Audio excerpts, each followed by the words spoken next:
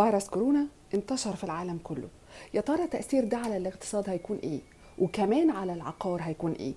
خليكم معانا علشان تعرفوا الإجابة على السؤال ده. نوفمبر 2019 الناس كلها بتجهز وتستعد لاستقبال عام جديد 2020. كل سنة وانتم طيبين. وانت طيب.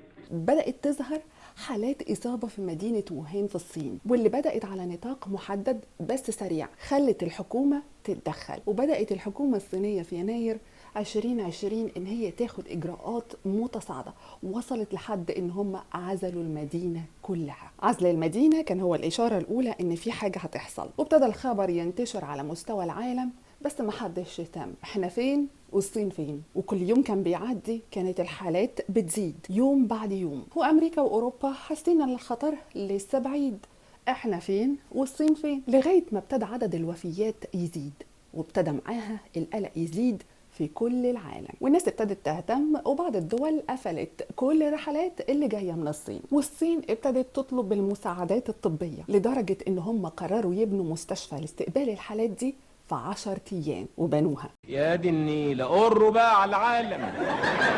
وابتدت الصين تلجأ لاستيراد الماسكات والجلوفز من العالم بعد ما كانت هي المورد الأساسي ليها.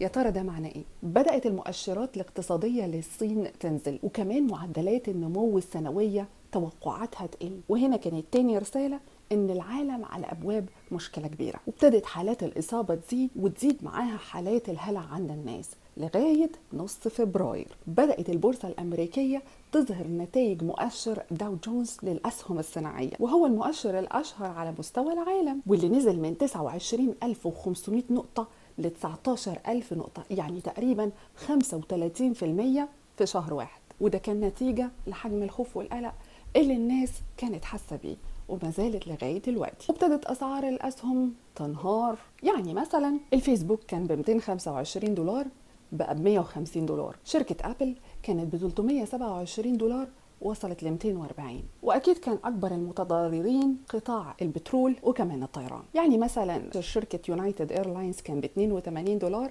بقى ب 20 دولار، نزل 75% من قيمته في شهر. كل ده خلى كندا كمان تقلق، والاقتصاد فيه هيتاثر. لو بصينا للبورصه الكنديه هنلاقي ان مؤشر البورصه الكنديه TSX نزل في شهر واحد 35% من قيمته، من 17800 نقطه ل 11700 نقطة. اير كندا كانت ب 47 دولار في السهم، دلوقتي وصل ل 17 دولار السهم. بلاك بيري اللي كانت ب 8.25 دولار بقت ب 4 بس. اللي بتقول عليه الست ده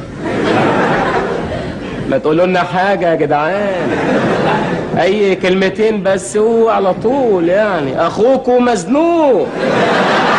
هتسألوني طب انت بتقولي الارقام دي ليه؟ لان ببساطة البورصة هي مؤشر اقتصاد الدول، وكل التقارير الاقتصادية بتعتمد على البورصة وأدائها. حاجة تانية كمان، لما الصين وقفت الإنتاج قل الطلب العالمي على النفط، وبالتالي سعره نزل، واجتمعت منظمة أوبك بلس علشان ياخدوا قرارات تساعد في استقرار سعر النفط. وبدل ما يتفقوا السعودية وروسيا مسكوا في بعض. انتوا هتشحتوا في الشوارع، انتوا بعد كده هتشحتوا، وانت بالذات هتشحت في الشارع. ايوه انت.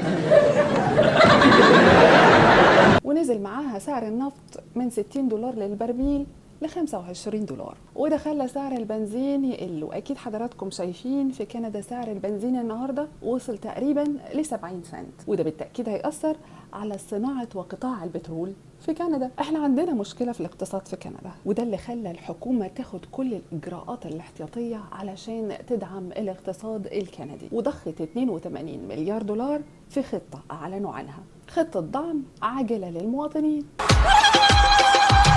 يا ترى كل ده تأثيره ايه على قطاع العقار في كندا؟ سعر العقار هيقل ولا هيستقر ولا الحكومة هتتدخل؟ يا ريت تشوفوا الفيديو الجاي عشان نناقش سوا إجابة السؤال ده. سلام عليكم.